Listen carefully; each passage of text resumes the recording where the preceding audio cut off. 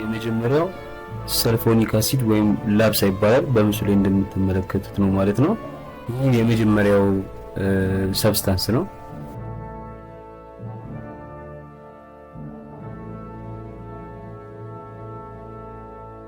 በሁለተኛ ደረጃ የሚያስፈልገን ሌላው በሊኩዊድ ፎርም የምናገኘው ሰብስታንስ ደግሞ ኤስኤልኤስ ይባላል። ያው በምስሉ ላይ እንደምትመለከቱት ማለት ነው።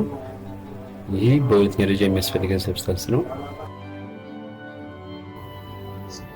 ከዛን ደግሞ ኮስቲክ ሶዳ አለ። ኮስቲክ ሶዳ ወይም የኬሚካል ፎርሙላው ሶዲየም ሃይድሮ ኦክሳይድ ኮስቲክ ሶዳ። እሱን ደግሞ ላሳያችሁ።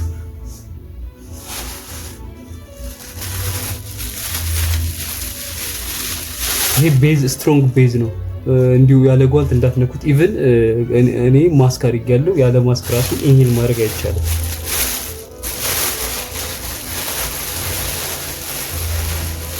ይሄ ነው ያያችሁት ነው። ጨው የሚመስል ግን ጨው አይደለም። ይሄን በማስክ ነው። በጣም ያቃጥላል በጣም። ከዛን ከአየር ጋር ሪያክት ሲያደርግ ወዲያው ወደ ቢጫነት ወደ መቅለጥ ይጀምራል። እንደምታዩት ፍርክስክስ ያለ እንትን ነው ታያና፣ እንደዚህ አይነት ነው። ይሄ ኮስቲክ ሶዳ ይባላል ማለት ነው። ይሄንን ስትሮንግ ስለሆነ እናስወግድ።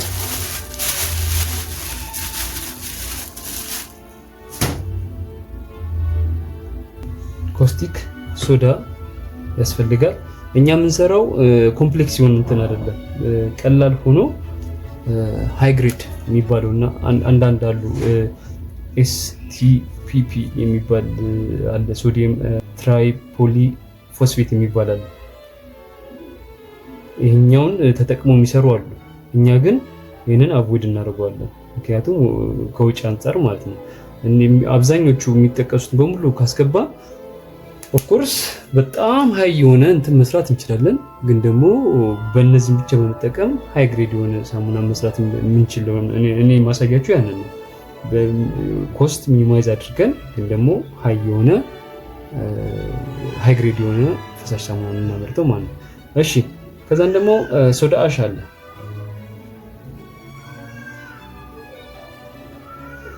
ሶዳ አሽ አለ ወይም ደግሞ ሶዲየም ካርቦኔት። ሶዲየም ካርቦኔት አለ።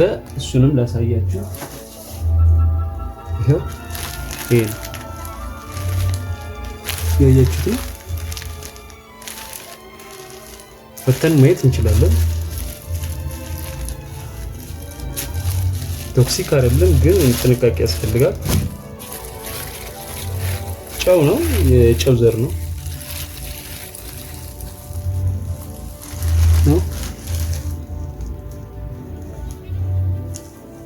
ይሄ ነው ሶዲየም ካርቦኔት ይባላል።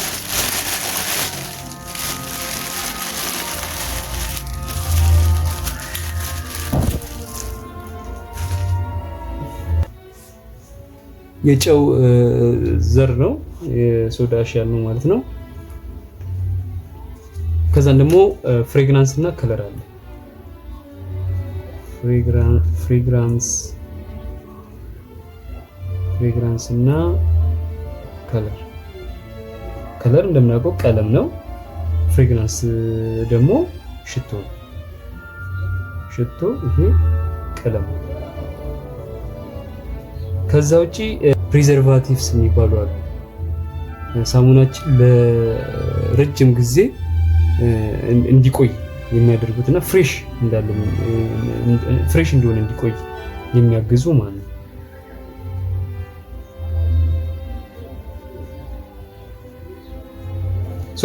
እኛ የምንሰራው በእነዚህ ነው እንደነገርኳችሁ። ኤስቲፒፒ ወይም ደግሞ ሶዲየም ትራይፖሊ ፎስፌት የሚባለውን አንጠቀምም እኛ። ይሄኛውን እናወጣዋለን። እናንተ መያዝ ያለባችሁ ምንድነው? ሰልፎኒክ አሲድ አለ፣ ላብሳ እዚህ ጋር ስለጠፋች ነው። ከዛን ደግሞ ምን አለ ኤስኤልኤስ አለ፣ ሶዲየም ሎረል ሰልፌት አለ፣ ኤስኤልኤስ ወይም ሶዲየም ሎረል ሰልፌት አለ፣ ኮስቲክ ሶዳ አለ፣ ሶዲየም ሃይድሮክሳይድ አለ፣ ሶዳ አሽ አለ፣ ሶዲየም ካርቦኔት አለ፣ ፍሬግናንስ አለ ወይም ሽቶ፣ ከለር አለ ቀለም ማለት ነው። እሱንም በኋላ ማሳያችሁ ይሆናል ማለት ነው። እንደገና ደግሞ ፕሪዘርቫቲቭስ የሚባል አለ። ሳሙናችን ለረጅም ጊዜ እንዲቆይና ፍሬሽ እንዲሆን የሚያደርጉ እነዚህ ፍሬሽ እንዲሆንና ሎንግ ላስቲንግ ማለት ለረጅም ጊዜ እንዲቆይ የሚያደርጉ ነገሮች አሉ። እኛ እነዚህ በመጠቀም ነው የምንሰራው። ሌሎች እንትሮች ሊኖሩ ይችላሉ፣ ግን እኛ ቤዚካሊ የምንጠቀመው እነዚህ ነው ማለት ነው። ኢንዲቴል ነው የምንመጣበት ፓርት 3 ላይ ኢንዲቴል እናያለን። ስለዚህ ይህንን ጽፋችኋል ብዬ ስለማስብ ላጠፋው ነው።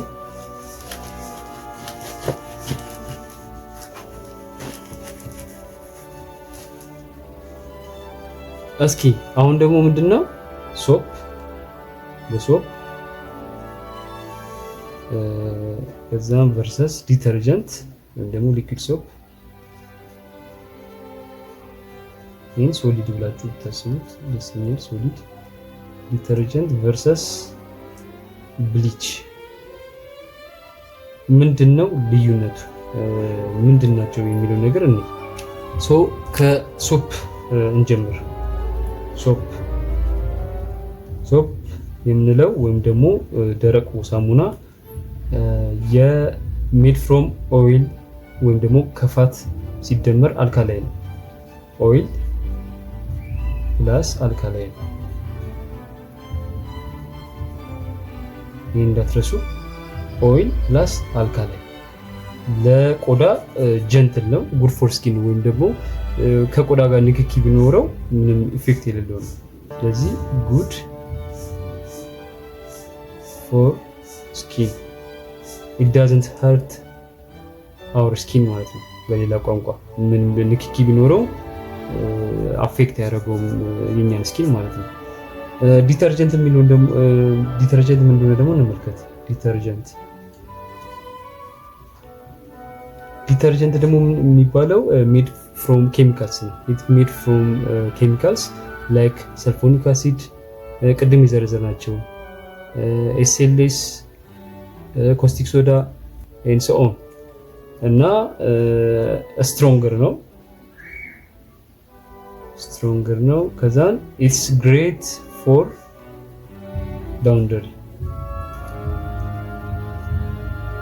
ለልብስ ለማጠብ ምናምን ሞር የተመቸነው ላውንደሪ ብቻ ሳይሆን ለዲሽስ ለእቃ ይሄ ለልብስም ለእቃም መሆን ይችላል። ይሄ ኖርማል ለፊት ሊሆን ይችላል፣ ለገላ ሊሆን ይችላል፣ ችግር የለም። ለልብስም ሊሆን የሚሆኑ እንትኖች አሉ፣ ግን ቆዳን አይጎዳም። ሶ በሶስተኛ ደረጃ የምናየው ደግሞ ብሊች ነው። ብሊች እኛ ይህን በረኪና ወይም ደግሞ አይ ዶንት ኖ ሌላ ስም ካለው በረኪና እንለዋለን። ግን አንዳንድ እንትኖችም አሉ እንደ ብሊቺንግ በረኪና ብቻ ሲሆን ሌላም እንትኖች አሉ እንደዚህ አይነት ፐርፐዝ ያላቸው ማለት ነው። ለሻወር አለ አይደለ፣ ለጀርም ለማጥፋት ዋና ዓላማው ምንድነው? ኬሚካሎችን ኪል ያደርጋል። ጀርሞችን ኪል ያደርጋል። አይም ሶሪ ኬሚካሎችን ኪል ያደርጋል። it kills germs and removes stains የምንለው ለምሳሌ ክሎሪን እነዚህ አለ አይደለ የሆነ ማቴሪያል ላይ ልክ ብለው የማይለቁ ነገሮችን እነሱን ሪሙቭ ያደርጋል። ጀርሞችን ደግሞ ይገላል። ብሊች የሚባለው በረኪናም እንደዚያ ነው ዋና ዓላማው ማለት ነው። አለቅም። በእርግጥ እኛ የምንጠቀምበት አሁን በረኪናን ልብስ ላይ ጭራሽ አለቅም ያለ ነገር ይፈስል። በተለይ ነጭ ልብሶች ላይ ሌላ እንትን ላይ ከለር ስለማይመጣ ሌላ ልብሶች ላይ አንጠቀም። ግን ነጭ ልብስ ላይ እናደርግና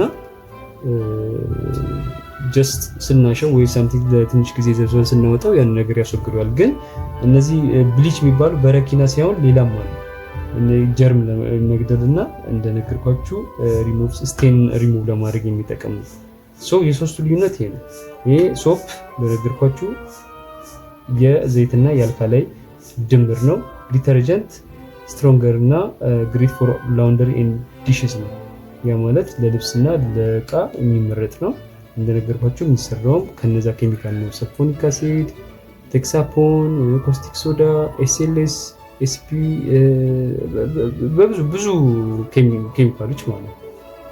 ኤስቲፒፒ እንደዚህ ማለት ነው። ብሊች ደግሞ የምንለው ለስፔሲፊካሊ ጀርም ለመግደልና ስቴኖችን ሪሙቭ ለማድረግ ነው ማለት ነው። የሶስቱ ልዩነት ይሄን ይመስላል ማለት ነው። ሶ ይሄንን እዚህ ጋር ጨረስን። ከዛን ማየት እዚህ ፓርት ላይ ማየት ያለብን አንድ ነገር አለ። እንግዲህ ይሄንን አስቀድመን የምናየው ናውሌጁ እንዲኖራችሁ ነው። ዝም ብለን ሰጥ ብለን ወደ እንትን መግባት የለብንም። ሌላው ደግሞ ማወቅ ያለብን ኢምፖርታንስ ኦፍ አኩሬት ሜዠርመንት ነው። ወይም ደግሞ በጥንቃቄ መለካታችን ያለው ጥቅም ነው። ወይም ደግሞ ሜዠርመንታችን ትክክል አኩሬት መሆኑ ምን አይነት ጥቅም አለው የሚለው ነው እያንዳንዱ ሲሰራ ማለት ነው። ኢምፖርታንስ ኦፍ አኩሬት ሜዠርመንት ይሄ ምን ማለት ነው? ትንሽዬ ስህተት እንጂ እነዚህ ኬሚካሎችን ስንቀላቅል ትንሽዬ ስህተት ወይ ቱ ማች አሲድ እንዲኖር ያደርጋል። ፈሳሽ ሳሙና ላይ ማለት ነው። ያው እኛ የምንሰራው ፈሳሽ ነው፣ ሶሊድ ነው አለ። ፈሳሽ ሳሙና ላይ መጠንቀቅ ያለብን ነው በዛው። ወይ ቱ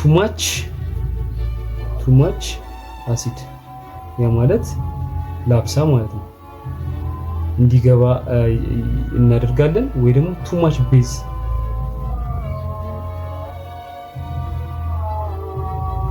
እነዚህ ኮስቲክ ሶዳ ማለት ነው። ሁለቱም ቆዳን ያቃጥላሉ። ፍቶችላ እንደገና ደግሞ አንዳንዴ ከነዚህ ውጭ ይሄም ሲበዛ ያቃጥላል፣ ይሄም ሲበዛ ያቃጥላል። አሲድም ሲበዛ ቤዝም ሲበዛ ጥሩ አይደለም። እንደገና ልብሱንም ከሰውነታችንም ከቆዳችንም አልፎ ልብሱንም እንትን እንዲል ያደርገዋል፣ እንዲበጣጠስ ወይም ደግሞ ቶሎ እንዲነትብ ያደርገዋል። ሶ ቱማች የሁለቱም ቱማች አያስፈልግም። እንደገና ደግሞ ጨው ሲበዛ እንዲሁ ኢፌክት አለው፣ እንዲወፍር በጣም ያደርገዋል ወይ ሳሙና፣ ወይ ደግሞ ሲያንስ ደግሞ በጣም እንዲቀጥን ያደርገዋል። ሶ አኩሬት የሆነ ሜዠርመንት በጣም ኢምፖርታንት ነው ማለት ነው ለሳሙና ምርታችን። ሰዎች የኛን ሳሙና ጥራቱን የማጽዳት ኃይሉን አይተው ነው የሚመጡት፣ ጥራቱን እና የማጽዳት ኃይሉን። ስለዚህ እነዚህ ነገሮች እስካላሟላን ድረስ ሰዎች የኛን ምርት ለመውሰድ አይፈልጉም። እኛው ቤት ደግሞ ለራሳችን የምንሰራ ደግሞ ከሆነ እንዲሁ ቆዳችን ላይ ኢፌክት ሊኖር ይችላል፣ ልብሱ ላይ ኢፌክት ሊኖር ይችላል፣ ለማጠብ ላይ መች ይችላል። በጣም ሲወፍር እቃዎች ላይ ለማስገባት ለማውጣት በጣም ሊያስቸግር ይችላል። በጣም ኮፈረ ከቀጠነም ያው ምንም ፓወር የለውም ማለት ነው። መቅጠኑ አይደለም በእርግጥ እንትን የሚለው ግን በጣም መቅጠንም የለበትም፣ በጣም መወፈርም የለበትም። ስለዚህ አኩሬት የሆነ ሜዠርመንት ያስፈልጋል። በዚህ አጋጣሚ ይህንን ልናቅ ይገባል ማለት ነው። ይሄ እንግዲህ ኬሚስትሪ ኦፍ ሶፕ ነው። ይህንን ፓርት 2 ብለን እንትን የምንለው ነው የምንቋጨው ነው በዚሁ ማለት ነው። ኬሚስትሪ ኦፍ ሶፕ ነው። እንግዲህ በቀጣይ ፓርት 3 ነው የምናየው። ምን አይነት ማቴሪያል ያስፈልጋል፣ ምን አይነት ኢንግሪዲየንቶች ደግሞ ስፔሲፊካሊ እነዛ ጠቅላላ የሚያስፈልጉትን ነው የዘረዘርኩላችሁ። ቴክሳፑን ያልጠቀስኳቸውም አሉ በእርግጥ ግን ጠቅላላ የሚያስፈልጉ ኬሚካሎች ነው የነገርኳችሁ። ለምሳሌ ሽቶ፣ እንደገና ደግሞ ሌላ እንደዚህ ፕሪዘርቫቲቭስ የሚባለው ኮስታችን ከፍ የሚያደርጉ ከሆነ ልንተዋቸው እንችላለን። ቶሎ ቶሎ የሚሸጥ ከሆነ ግዴታ ፕሪዘርቫቲቭ ሊያስፈልግ ይችላል፣ ቶሎ ቶሎ የሚሄድ ከሆነ ምክንያቱም በራሱ የቴብል ላይፍ ስፓኑ ረጅም ስለሆነ ማለት ነው። ሶ ግን በፓርት 3 ላይ የሚያስፈልጉ ማቴሪያሎች ለመስራት እነዚህ የሚያስፈልጉ ማቴሪያሎችና ስፔሲፊክ አድርገን እኛ የምንጠቀመውን ኢንግሪዲየንትን እናያለን ማለት ነው። ፓርት 2 በዚያ በቀል ማለት ነው። አመሰግናለሁ።